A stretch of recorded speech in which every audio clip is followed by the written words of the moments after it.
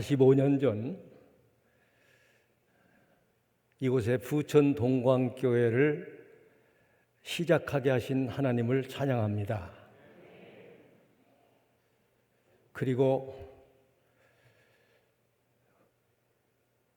여러 가지 면에서 참 작고 미비하고 가진 것이 없는 소수 교인들이 이 교회를 시작하셨는데, 시작하신 그분들에게 무한한 감사를 드립니다. 오늘 교회가 시작된 지 45주년이 되는 오늘, 이렇게 현장에 성전에 나와서 예배하시는 성도 여러분들과 가정에서 영상으로 예배에 동참하시는 모든 분들에게 하나님의 축복이 함께 하시기를 축원합니다. 시작한다는 것은 참 어려운 겁니다. 그래서 시작이 반이다라는 말도 생긴 겁니다. 이 시작이라고 하는 말을 영어로는 비기닝 그러는데, 이 비기닝이라는 말은 황무지 앞에 선다라는 뜻입니다. 여러분, 황무지 앞에 서는 겁니다. 시작이. 연장을 가지고 개간을 하든지 개발을 하든지 맨손으로 헤딩을 하든지 정말 누구든지 할 수 있는 일은 아닙니다. 정말 특별한 하나님의 은혜를 힘입은 사람들만이 감히 교회를 개척하는 일에 나섰다, 그렇게 생각합니다. 제가 개척교회를 해본 사람이기 때문에 개척교회를 안 해본 사람이 모르는 그 무언가를 저는 온몸으로 체득을 했었습니다. 45년 전 오순자 전도사님이라는 여자 전도사님이 요 가까운 곳에 사셨어요. 그 집에서 36명의 교인들이 모여서 첫 예배를 드렸습니다. 그리고 이 뒤에 보이는 이 천막, 지금은 아파트가 들어섰습니다만 그때는 산이었다고 합니다. 시우지 남의 땅에다가 이 천막을 치고 성도들이 거기서 예배를 드렸습니다. 저는 1972년 7월 27일 부산에서 개척교회를 하고 예배당을 짓고 위임을 받고 총대까지 다녀왔는데 38살 되던 해야 동광교회에 부임을 했습니다. 너희 속에 착한 일을 시작하신 이가 그리스도 예수의 날까지 이루실 줄을 우리가 확신하노라. 참 이 말씀이 너무 좋습니다. 동광교회의 시작, 착한 시작이었습니다. 여러분, 인간은 하는 일이 매사가 악할 뿐이다. 이것이 창세기에서 나오는 하나님이 인간을 보시는 관점이에요. 사람들이 하는 일마다 다 악할 뿐이에요. 그래서 하나님은 인간을 지으신 것을 후회하셨다고 그러잖아요. 그러니까 인간이 하는 일이 착한 일을 할 수가 없는 거죠. 그런데 여기서 얘기하는 착한 일을 시작하셨다는 말은 하나님이 착한 일을 시작하셨다는 거예요. 이 교회를 시작한 일이 왜 착한 일이냐면은 이게 사업이 아니잖아요. 돈 벌려고 한 게 아니에요. 명예, 권세를 얻으려고 한 게 아니에요. 예배드리기 위해서 시작했고, 왜냐하면 이 동네 교회가 없었거든요. 한 사람이라도 더 예수 믿게 하고 그들을 구원받고 하나님 나라 가도록 하게 하기 위한 거룩한 목적을 가지고 시작했기 때문에 이게 착한 시작이었어요. 저는 늘 생각합니다. 내가 예수를 믿기 시작한 거, 야, 내가 그걸 시작한 걸 처음에는 내가 한 줄 알았어요. 내가 예수 믿었잖냐? 그건 내가 한 거지. 조금 지나서 알고 보니까 내가 한 게 아니에요. 내가 예수를 믿게 된 것이 내가 잘나서, 내가 지혜로워서, 내가 믿은 게 아니더라고요. 하나님이 믿게 하셨더라고요. 하나님이 시작하게 하셨어요. 우리가 믿는 하나님은 알파와 오메가의 하나님이죠. 처음과 나중의 하나님이에요. 참 놀라운 일이죠. 제가 동광교회 38살에 부임을 한 것을 돌이켜 생각해 보면 우연이 아니에요. 어떤 가수가 그러잖아요. 우리는 우리의 만남이 우연이 아니야, 뭐 그러잖아요. 섭리라고 하는 말은 하나님이 모든 우주 만물을 다스린다라는 뜻이에요. 그 한 문자로는 섭자가 다스릴 섭자고 리자가 다스릴 리예요. 그 리자를 보면은 임금왕변에다가 마을 리자를 붙였어요. 그게 섭리 리자거든요.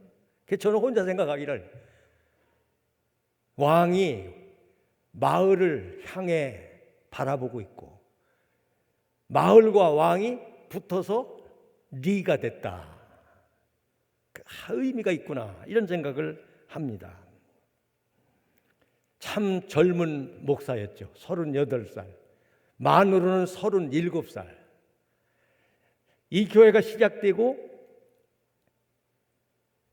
6년째, 만 6년이 채 되지 않을 때 왔어요. 이 교회는 제 앞에 오순자 전도사님이 개척을 하셨고, 그리고 2분 목사님이 다녀가셨어요. 여러분 생각해 보세요. 6년도 안 되는 짧은 기간에 교역자가 3분이 지나간 거예요. 나는 야구를 잘 모르는데 4번 타자가 괜찮다면서요. 나는 맨날 4번 타자. 내가 이 교회 4번 타자로 왔거든요. 근데 참 놀랍죠. 제가 온 다음 해에 지금 예배하러 오신 신경자 권사님이 금일봉 헌금을 하셨는데 이 교회가 차를 처음으로 샀어요. 봉고차. 그것도 새 차를 뺀 게 아니야. 중고차를 샀어요. 얼마나 좋아하는지. 그 중고차 봉고 그걸 타고 다닐 때 얼마나 좋은지. 최초의 교회의 자동차였으니까요. 그 다음에 땅 50평을 샀어요. 참 그때는요 부흥기였어요. 풍년기였어요. 아주 농사로 말하면 풍년이고 어부로 말하면 풍어의 계절이었어요. 그냥 고기가 던지면 그물이 찢어질 정도로 고기가 잡혀 돌아오는 거예요. 그 왜 그러냐면요, 83년도 한 해에 세례받은 사람이 208명, 그 다음에는 280명, 85년도에는 346명이 세례를 받았어요. 유철랑 목사도 때를 잘 만났고 동광교회도 목사를 그냥 그렇게 못 만난 건 아닌 것 같아. 여러분, 잘 만나는 게 굉장히 중요하죠. 그 사람이 그 시대에 있었기 때문에 그 시대를 그렇게 만든 거잖아요.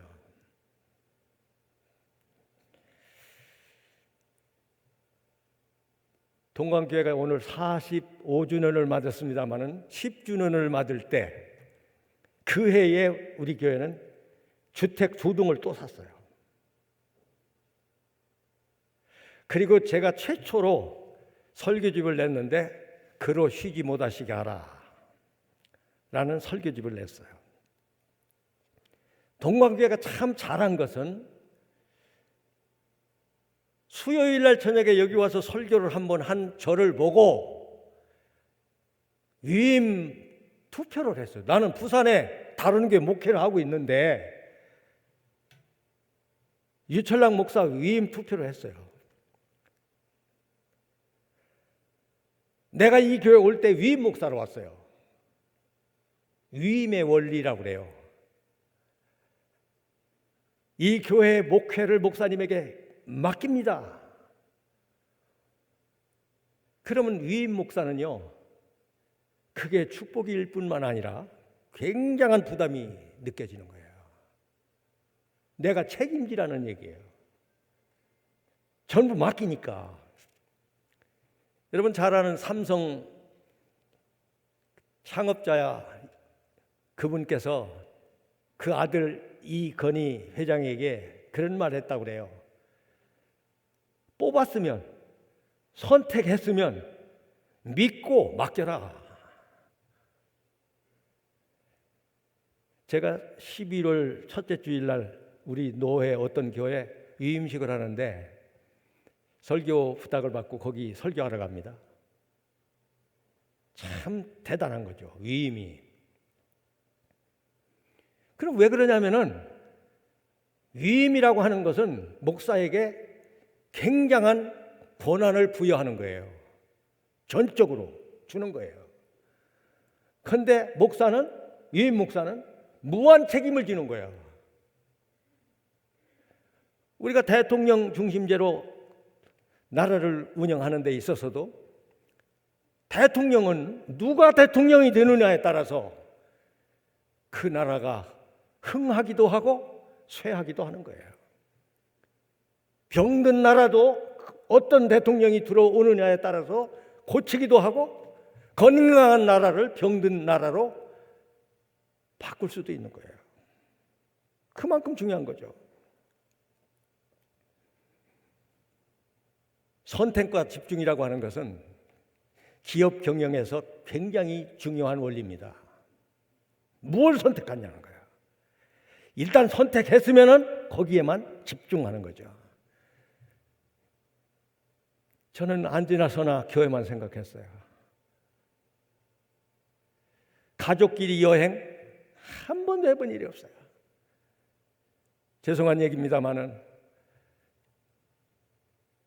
유재상 목사가 유학을 가는데 멀리 떠나잖아요. 이제 유학 가기 전에 그때 한 번 여행을 갔어요. 가족 여행을 설악산 쪽으로. 그때 내가 들었던 말 죄송하고 미안하고 우리 가족들에게 미안한 생각이에요. 생전 처음이에요. 그때 서울에 뭐 친구가 있고 뭐 친척이 있어도 그 사람들 만나고 뭐 시간 보내고 어림도 없어요. 나는 주일 예배 드리면 월요일도 쉬는 날이 없고 토요일도 쉬는 날이 없고 그때는요 1년 12달 새벽기도 날마다 했죠. 열심히 했단 얘기예요. 무한 책임감을 가졌다는 말이죠. 제가 어릴 적에 들었던 말 가운데 어머니가 그러더라고요. 머슴을 일시키려면은 주인이 머슴보다 10배 일을 더 많이 해야 된다고. 맞는 말이거든요. 교회 분위기 참 좋았어요. 여러분 분위기라고 할 때 그 분자가 말이죠. 날릴 분자예요. 날릴 분. 뭘 날리냐? 이슬을 날리는 거예요. 이렇게. 비우자 밑에다가 나눌 분자를 붙여놨어요. 그게 날릴 분, 분위기 쓸 때 분자거든요. 저는 혼자 이렇게 생각하니까 분자를. 비가 이렇게 내리는데 그 비를 부수고 잘게 부수고 아주 미세하게 부숴가지고 이슬이 내리기는 거. 여러분 너무 건조하면 숨쉬기 불편하죠? 그래서 청정기 놓지만은 또 이슬방울 널려주잖아요. 환자실에 가면은. 거기서 초목이 자라고 거기서 생명차들이 무럭무럭 성장하는 거죠. 그게 분위기거든요. 분자 중에는요 똥분자도 있어요. 그 똥분자 붙어 다니는 다음 말이 뭐냐면은 오줌 뇨자야. 그 분뇨 할 때는 똥분자에 오줌 뇨자가 붙어서 분뇨가 되는 거예요. 냄새 지독하죠. 아름다운 꽃도 썩으면 냄새가 나요. 성경에도 보면은 예수님이 사랑하던 제자 나사로가 죽어서 사흘 만에 갔더니 그 자매가 그러잖아요. 냄새가 나나이다. 여러분, 나사로도 죽으면 냄새가 나는 거예요. 아무리 예수님이 사랑하던 사람도 죽으면 썩어요. 썩으면 냄새가 나는 거예요. 악취가 나는 거죠. 교회에 저는 그 향기, 예수 향기 날리니 할렐루야 뭐 이런 찬송 그 시대는 참 많이 불렀죠. 교회에 들어오면 생기가 있어야 돼요. 저는 잊지 못하는 어떤 말 한마디씩이 꼭 있어요. 그건 절대 안 잊어버리는 거예요.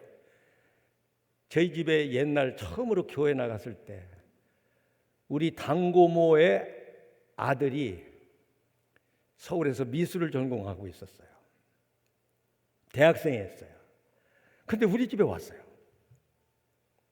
그때 했던 말이에요. 야, 나들아, 너희 집에 오면 생기가 있어. 잊혀지지가 않아요. 그 왜 그런지 아세요? 우리 집이 예수 믿어요. 내가 나가고 내 동생들이 나가고 어머니가 나가고 우리 가정이 예수 믿는 집안이에요. 딱 들어가니까 생기가 있다는 거야. 우리 집이 좋아서 느끼는 게 아니에요. 이상하게 생기가 느껴진다는 거예요. 참 놀랍죠. 에스겔 선지가 하나님께로부터 그런 말을 듣잖아요. 생기야 사방에서 와서 부르라. 생기가 사방에서 와서 부르라고. 생기가 뿜어내라는 거예요. 그 선지자의 그 입을 통해서 외쳐지는 말이 놀랍잖아요. 죽은 뼈다귀들이 사방팔방에 막 흩어져 버려 있는데 이 뼈 저 뼈들이 살아 움직이고 조직이 이루어지고 그 생기는 없더라 이렇게 되잖아요. 이제 시체가 된 거지. 조직이 이루어진 거지. 흩어진 뼈들이. 그리고 살이 덮이고 가죽이 덮였는데 아직은 생기가 없어요. 그 생기가 또 들어가니까 그게 모두가 다 하나님의 군대가 됐다고 그러잖아요. 이 교회라는 것은 그런 곳이거든요. 저는 지금도 목회 30년 하면서 우리 교우들 어떤 집에 개인적인 이런 체험 저런 체험 얼마나 많아요. 이것이 끝이다. 이게 이제 내 인생 이것이 종결이야. 그러고 모든 걸 다 정리하고 이제는 목사님 이렇게 됐습니다. 어떤 집은 또 뭐 별거 없지만 있는 거 아내한테 이거 떼어주고 뭐 어떻게 하고 뭐 이렇게 갈라서기로 했습니다. 뭐 별 얘기가 다 있어요. 그건 나만 알고 있는 비밀이지. 그걸 뭐 내가 공개를 할 수는 없잖아. 참 죽은 자들이 살아나는 거예요. 제가 은퇴할 때에 어떤 권사님이 울면서 그러더라고. 목사님, 저는 동광교회가 처음이에요. 목사님이 처음이고요. 제가 동광교회가 아니었더라면, 목사님을 못 만났더라면 내 인생 오늘의 가정 없어요. 벌써 끝났어요. 참 놀라운 일이죠. 저는 교회가 혼인 잔치집 같은 교회가 되기를 원했어요. 그 무슨 얘기냐면은 혼인 잔치집에 가면요 신랑 신부가 있지만 거기는 음식이 많잖아요. 떡도 있고 포도주도 있고 말이죠. 그 예수님이 첫 번째 표적을 행하셨던 집에 보면은 포도주가 떨어졌다잖아요. 만든 준비된 포도주가 모자라잖아요. 그 예수님한테 그 얘기를 어머니 마리아가 하니까 예수님이 그 집 하인들을 시켜서 물을 길어다가 항아리에 부으라고 그랬어요. 아구까지 채웠다고 그러잖아요. 이번에는 그 항아리에 담긴 물을 떠다가 연회장에게 갖다 주라 그러니까 떠다 주는 사이에 물이 변하여 포도주 됐네. 뭐 우리가 노래 부르잖아요. 그 포도주를 맛본 사람들이 야, 이 집은 희한하네. 보통 포도주가 떨어지고 나면 나중에 나온 포도주는 맛이 없는데 찌꺼기 나오는데, 처음에는 맑은 거 나오다가 나중에는 득한 거 나오는데, 이 집은 처음 나온 것보다 더 좋다고.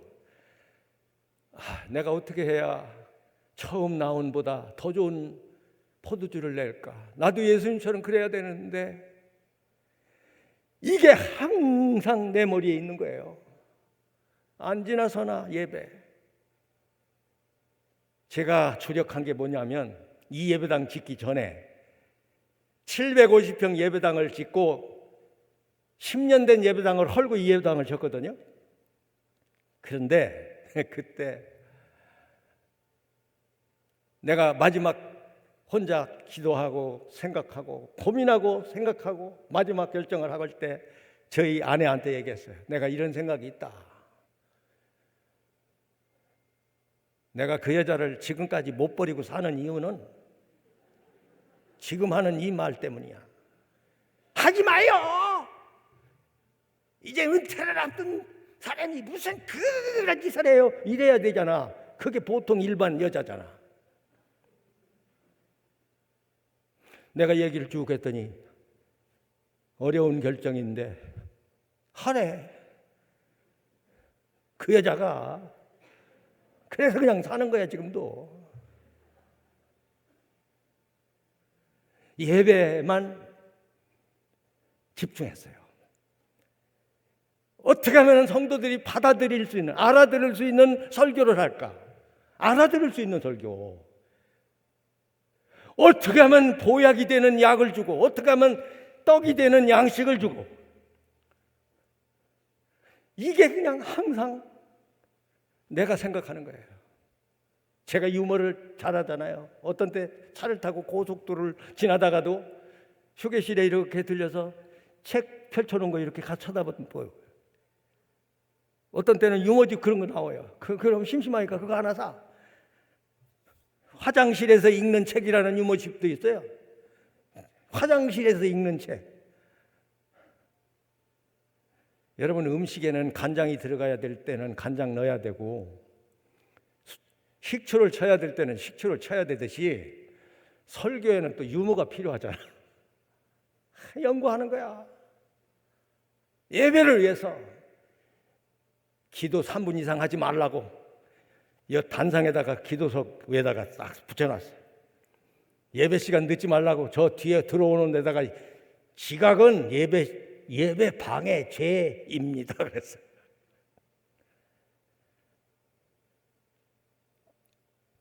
예배 목숨 걸었어요. 그리고 내가 성도들에게 얘기하는 거는 예배 성공하라고. 왜냐하면 가인과 아벨이, 한 사람은 아벨은 예배 성공하잖아요. 그 예배가 하나님이 연락하셨다. 연락이라는 게 뭐예요? 하나님이 기쁘게 받으셨다는 거예요.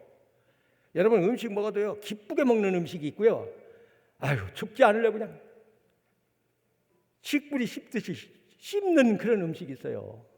저는 음식을 빨리 먹어가지고 그냥 항상 아내가 뭐라고 그래요. 너무 빨리 먹지 말라고. 그런데 그렇게 이 나이가 될 때까지 먹어왔으니 그걸 어떻게 바꿔? 못 바꾸는 거지. 제가 추구한 것은 주막집. 주막집 같은 교회. 주막집이 뭐예요? 주막집은 잠도 자고 음식도 먹고 쉬어가는 곳이에요. 그게 성경에 나오는 주막집이야. 여러분 잘 아시죠? 어떤 사람이 강도를 만나 길가에 쓰러졌는데 레위인도 누구도 제사장도 그냥 보고도 못 본 척하고 다 지나가. 그런데 사마리아 사람은 인간 취급을 못 받던 사람이에요. 그 신분을 우습게 보는 거야. 말하자면 그 쓰레기 같은 인간들이야.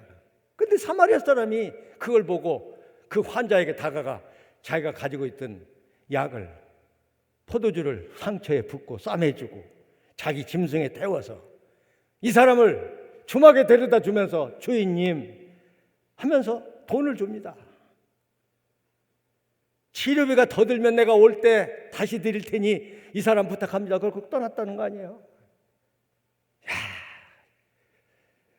성도들이요, 사람을 데려오는 걸 즐거워했어요. 저는 그때 그런 노래가 생각났어요. 와 이리 좋노, 와 이리 좋노, 와 이리 좋노. 신난 거야 내가. 성도들도 신나는 거야 그냥. 내가 그 전에 했던 설교 중에 이런 말 했어요. 하루 할머니가 말이지, 손자가 코가 이렇게 쑥 나오니까 저기 흥 해라. 코 풀어줄 때 흥. 그래서 내가 그랬어요. 할머니가 흥해라 흥해라 그러니까 그 손자들이 다 흥해서 그렇게 찢어지게 가난하던 손자들이 저렇게 지금 잘 살고 있다고. 여러분은 흥하시기를 바랍니다. 코는 풀어내고, 코를 풀어내고 생기를 들이마시고 이렇게 살면요 인생이 달라지는 거야. 확 달라지는 거야. 우리 교회 어떤 회사에 가서 예배를 드리고 그 권사님이 날더러 그러더라. 목사님, 제가 오늘 이렇게 될 줄 몰랐어요. 너무너무 감사해요. 그러면서 그냥 울먹이는 거야. 눈물이 글썽글썽한 거야. 왜 그런 얘기해요? 누가 그렇게 만들어줬어요? 내가 이렇게 한 게 아니라는 거야. 하나님이 나를 이렇게 축복해 주셨다고. 그 고마운 마음을 얘기하는 거죠. 전도, 볼펜이요. 지금은 그런 볼펜 잘 쓰지도 않을 거야. 그냥 일자 볼펜, 뭐 이런 거 전혀 장식이 없는 거 있잖아요. 길쭉한 거. 그때 당시 이게 선물이야. 새로운 사람한테 그거 하나 볼펜을 주는데 거기다 내가 뭐라고 쓰냐면 참 잘 오셨습니다. 똑같은 볼펜이야. 누구한테 또 하나 주냐면 전도한 사람한테 참 잘 하셨습니다. 너무나 쉬운 말인데 내가 생각할 때 예배당에 오는 거, 와서 예배드리고 말씀 듣고 하나님의 자녀가 되는 권세를 얻는 이 일이 얼마나 귀한 일이냐고. 이 일보다 더 잘한 일이 어딨냐 이 말이야.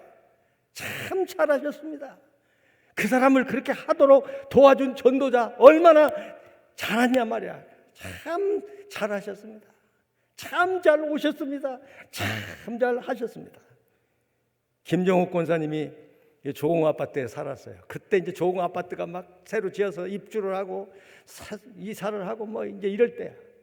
지금 내 기억으로는 한 구역이요, 세 구역이 됐어요. 이런 분들이 한두 분이 아니야. 여기서 사는 우리 이양분 권사님이 요즘 몸이 불편해서 예배당에도 못 오십니다마는 저 약대동까지 자기 구역 인도하고 또 다른 구역 인도하고. 그때 뭐 차가 있어요? 버스 이렇게 타고 버스 내려서 그 버스 타고 다니면서 거 가서 구역을, 돌아가신 이점칠 권사님 구역 세 군데 네 군데 구역 예배를 모일 수가 없으니까 그 구역원 그 시간에 맞춰서 구역장이 가서 예배를 인도하는 거야. 와, 나 혼자 해서 돼요? 모든 성도들이 그렇게 한 거죠. 전도가 참 활발했던 시절이었죠.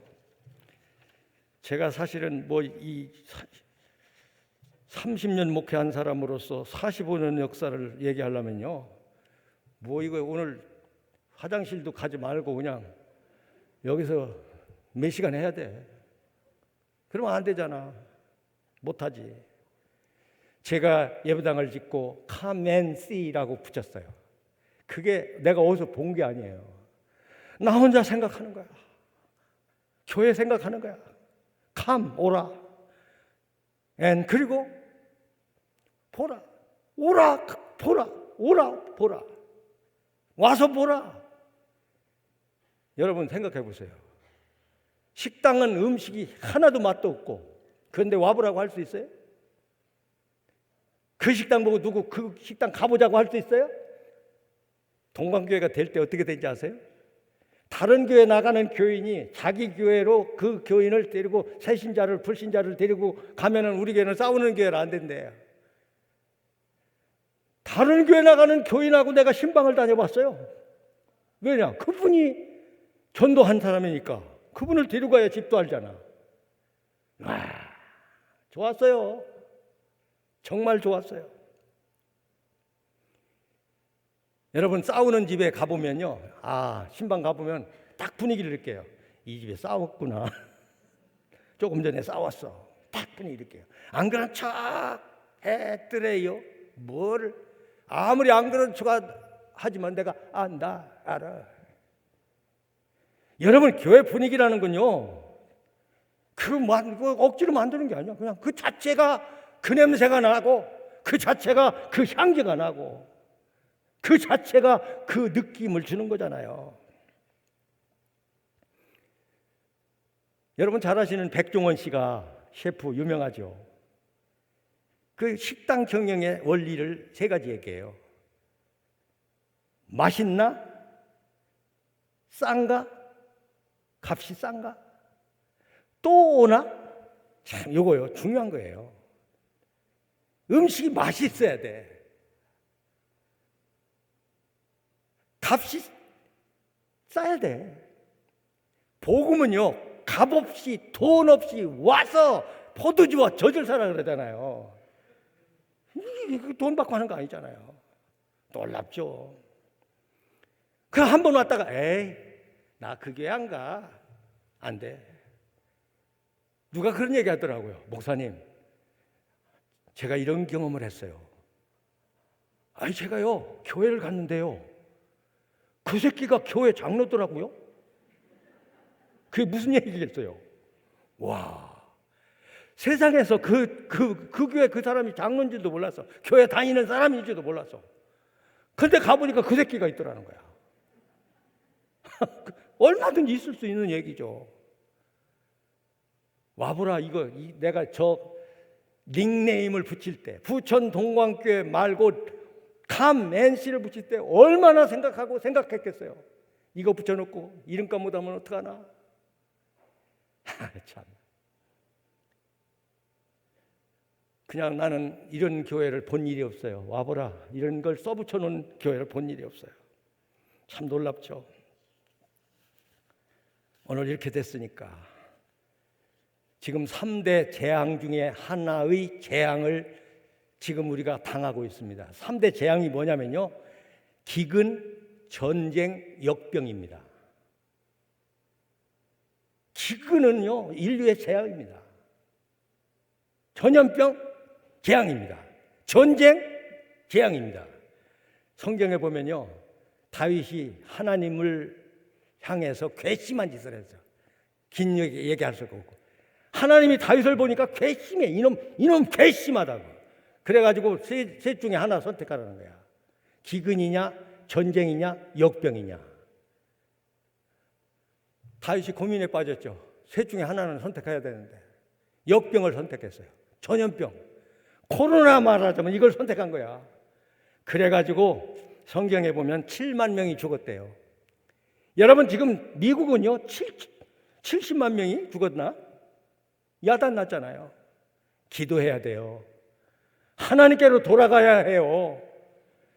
미국이라는 나라가 교과서에서 성경을 빼고 뭐 복잡한 얘기 할 수가 없죠. 제가 끝으로 얘기합니다. 동광교회는요, 믿음의 기도가 있었어요. 이 천막 속에서 최순만 권사님이 기도를 하고 그분이 김기동 장로님의 집 채빵살이를 했어요. 근데 어느 날 헐레벌떡거리면서 집사님 내 말 좀 들어봐요. 뭔데? 내가 천막 애들 가서 기도를 하는데 하나님이 날더러 3,000명이 모이는 교회가 되게 하겠다. 여러분, 지금은 3,000명 그게 무슨 얘기인지 저는 들리는데요, 그때 그 교인 몇 명 안 되는데 천막 속에서 기도하는데 하나님이 3,000명 모이는 교회 되게 하겠다고, 그 얘기 내가 이 교회 와서 들었어요. 믿음으로 기도했어요. 여러분, 믿음의 기도가 대단한 거예요. 왜 그러냐면 기도라고 하는 것은, 따라서 해봐요. 기도는 최고의 지성과 소통하는 것이다. 할렐루야. 여러분 어디에 여러분들이 처하여 있든지, 어디에 처박혀 있든지, 어디에 지금 거꾸로 있든지 간에 거기서 기도를 하면 최고의 지성이신 하나님과 소통을 하면 그분이 가르쳐 주시는 거예요. 대한민국이 이렇게 잘 사는 게 뭔지 아세요? 세계를 좌지우지하는 미국이 가지고 있는 가치와 동맹을 맺었기 때문에 그래요. 가치 동맹. 미국이 추구하고 있는 가치를 우리도 추구하고 있는 거예요. 그게 이렇게 되는 거예요. 동방교회는 말도 안 되는 믿음이었어요. 따라서 해봐요. 말도 안 되는 믿음. 여러분 말도 안 돼. 그 소리 누구더러 합니까? 될 수도 없는데 지까짓게 뭘 된다고 하고, 할 수도 없는데 뭐 지까짓게 뭘 한다고 그러고 그럴 때 말도 안 돼 이런다고. 근데 말도 안 되는 믿음은 말도 안 되는 능력이야. 말도 안 되는 믿음은 말도 안 되는 결과를 만들어내는 거예요. 여러분 일본에게 패망하고 조선이 시작될 그 무렵에 오변성룡이라는 말이 있었어요. 물고기 어자야. 물고기가 변하여 뭐가 다? 이를 성자. 용이 된다는 거예요. 그런데 여러분 지성인이면요 그 말을 안 믿어요. 아니 어떻게 잉어가 용이 되냐? 말도 안 돼. 이렇게 생각하잖아요. 이게 공부한 사람의 머리잖아요. 그래서 그때 당시 지성인들은 어변성룡이라는 말을 무시했대요. 근데 지성인이 아닌 사람들은 잉어가 때가 되면 용이 된다는 애 이걸 믿었대요. 내가 그 얘기를 어디서 읽었어요. 그렇게 믿은 사람은 그렇게 됐어. 그 약한 자가 강국을 이루리라. 그 작은 자가 강국을 이루고 그 약한 자가 천을 이루리라. 누가 이루는? 그 작은 자가 이루는 게 아니야. 그 약한 자가 이루는 게 아니야. 나 여호와가 속히 이루리라. 이게 믿음이야. 뭐 안다고 아는 걸 가지고 뭐 나불거리고 아이고 말재주 부리고 소용없어요. 믿음이라고 하는 것은요 그런 게 아니거든요. 예수님께서 말씀하셨잖아요. 겨자씨만한 믿음이 있으면 산을 돌아서 바다에 옮길 수도 있다고. 설교 짧게 하려고 마음 굉장히 다짐 먹었는데도 자꾸 할 말이 많아가지고 참. 나머지는 요담에 와서 또 할게. 기도합시다. 하나님 감사합니다. 45년 된 그 몇몇 사람들로 시작한 교회를 여기까지 오게 해주셨습니다. 이 교회 오는 자마다 영혼이 잘 되고 범사가 잘 되고 형통한 복을 누리게 하여 주시옵소서. 예수님의 이름으로 기도드립니다. 아멘.